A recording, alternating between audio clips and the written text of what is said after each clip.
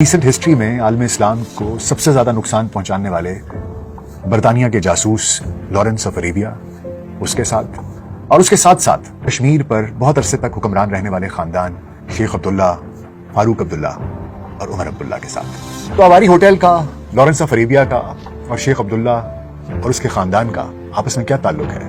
Butter چل of winters میں نیڈو خاندان اور ہیری نیڈوز کے بارے میں بڑے دلچسپ انکشافات کرتے ہیں۔ کرنل نیڈو ایسٹ انڈیا کمپنی کا ایک افسر تھا۔ نیڈو بھی گلمرگ میں واقع اپنے ہالیڈے لاج میں چھٹیاں گزارنے کی غرض سے آیا ہوا تھا کہ اس کی نگاہ ایک دن ایک لڑکی پر پڑی جو روزانہ اس کے ہاں دودھ دینے آتی تھی۔ کرنل نیڈو نے اس کو دیکھا اور پہلی ہی نظر میں اس پہ فدا ہو گیا، اپنی محبوبہ سے شادی کر لی۔ اس کی گجر بیوی رانی جی یا میر جان کے نام سے مشہور تھی۔ وقت گزرنے کے ساتھ ساتھ ان کے 12 بچے ہوئے، جن میں سے صرف 5 بچے، باقی 7 بچے وفات پا گئے۔ ان کی ایک بیٹی بھی تھی جس کا نام اکبر جہاں تھا، جو ماں کی طرف سے مکمل گجر تھی اور باپ کی طرف سے انگریزی زبان سے مکمل آشنا تھی، اور اس نے مری میں کانوینٹ آف جیزس اینڈ میری کے بورڈنگ اسکول سے تعلیم حاصل کی تھی۔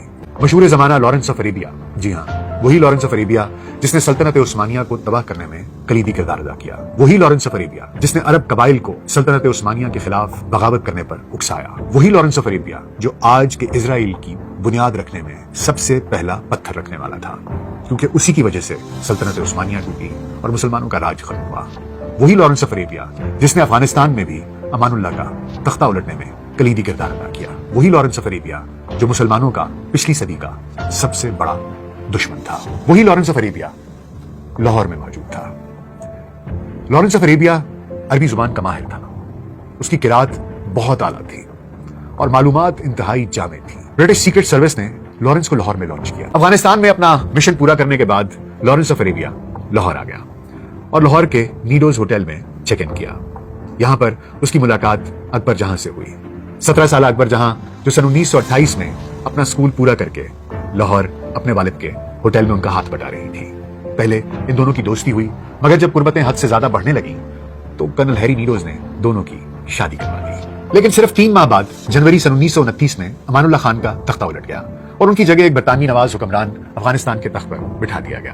12 جنوری کو لاہور میں کپلنگ کے پرانے اخبار سامراجی سول اینڈ ملٹری گزٹ نے لارنس اور خرم شاہ کے تقابلی خاکے شائع کیے۔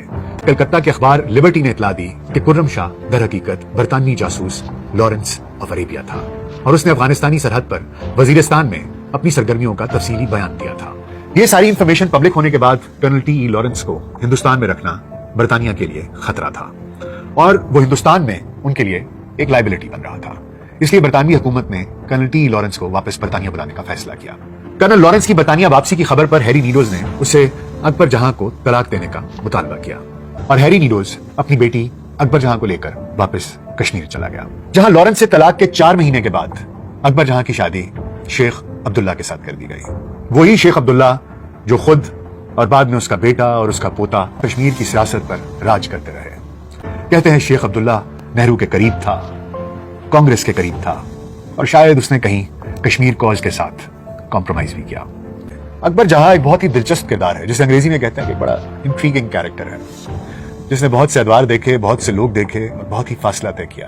اسی طرح میر جان، اکبر جان کی والدہ، وہ بھی ایک بہت انٹریگنگ کیریکٹر ہے اور جو سفر اس نے طے کیا وہ بھی بہت عجیب ہے۔ لاہور کا آواری ہوٹل، برطانیہ کا جاسوس لارنس آف عریبیا اور کشمیر کی سابقہ حکمران خاندان شیخ عبداللہ اور ان کی اولاد آپس میں جڑے ہوئے ہیں۔